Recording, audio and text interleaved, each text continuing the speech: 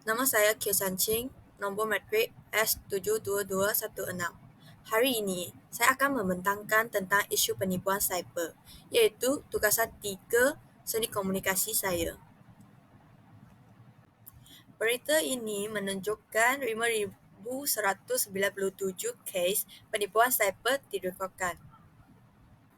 Berita Sepang sejumlah 5,197 kes membabitkan penipuan direkodkan cyber security Malaysia sepanjang tahun 2022 hingga Februari lalu melibatkan 4,741 kes pada 2022 dan 456 kes tahun ini. Timbalan Menteri Komunikasi dan Digital Teo Ni Cheng berkata, Pusat Respons Scams Kebangsaan NSRC pula menerima sebanyak 3,482 panggilan membabitkan penipuan kewangan dalam talian dengan kerugian berjumlah RM27 juta hanya pada tahun ini. Apa itu jenayah cyber?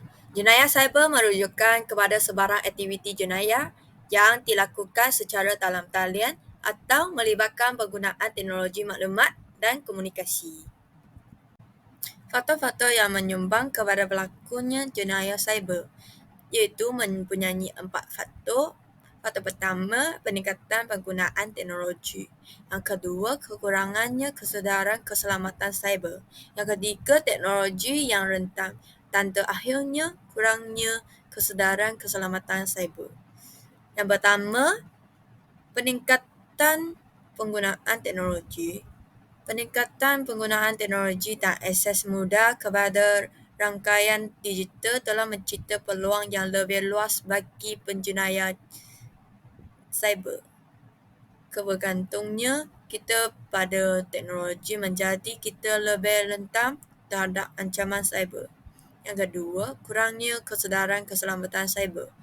Kurangnya kesedaran mengenai keselamatan cyber dan kurangnya pendidikan dalam hal ini menyebabkan individu lebih mudah jatuh mangsa kepada penjenayah cyber. Ketiadaan pengetahuan mengenai langkah-langkah perlindungan cyber meninggalkan celah bagi jenayah cyber berlaku. Yang ketiga, teknologi yang rentan. Kelemahan dalam infrastruktur teknologi dan perisian yang rentan terhadap serang cyber menjadi faktor penting dalam berlakunya jenayah cyber. Kelemahan ini boleh dimaafkan oleh penjenayah cyber untuk melancarkan serangan dan mengakses data sensitif. Yang akhirnya, kurangnya kesedaran keselamatan cyber.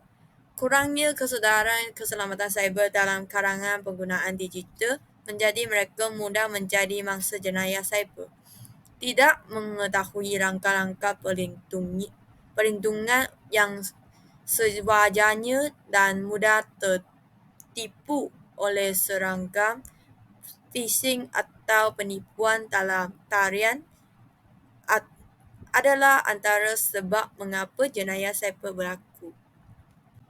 Langkah-langkah perlindungan dari jenayah cyber mempunyai 3 langkah, iaitu pertama, kesedaran dan pendidikan keselamatan cyber. Yang kedua, penggunaan perisian keselamatan cyber. Yang ketiga, gunakan perisian keselamatan yang dikemas kini. Pertama, kesedaran dan pendidikan keselamatan cyber. Pengguna perlu mendapatkan pengetahuan tentang risiko jenayah cyber, mengenali taktik penipuan dalam talian, dan mengamalkan langkah-langkah keselamatan. Yang kedua, penggunaan perisian keselamatan cyber.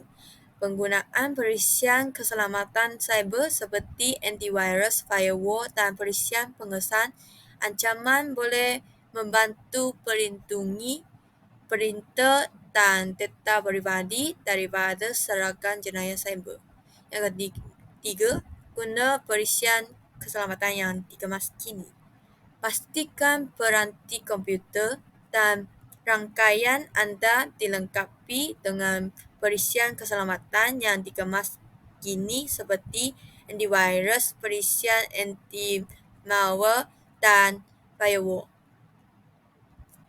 Kesimpulannya, teknologi telah menyediakan kapasiti kepada pakar penyerang atau penceroboh untuk melakukan penerobosan yang lebih pandas dengan kesan yang sangat luas dan mendalam yang sukar dijejak.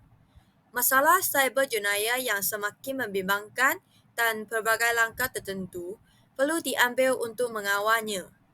Pihak kerajaan haruslah meningkatkan keupayaan untuk menghadapi jenayah cyber. Kita perlu menjemput pakar-pakar dari luar negara untuk bekerjasama berkongsi maklumat dengan pakar negara kita.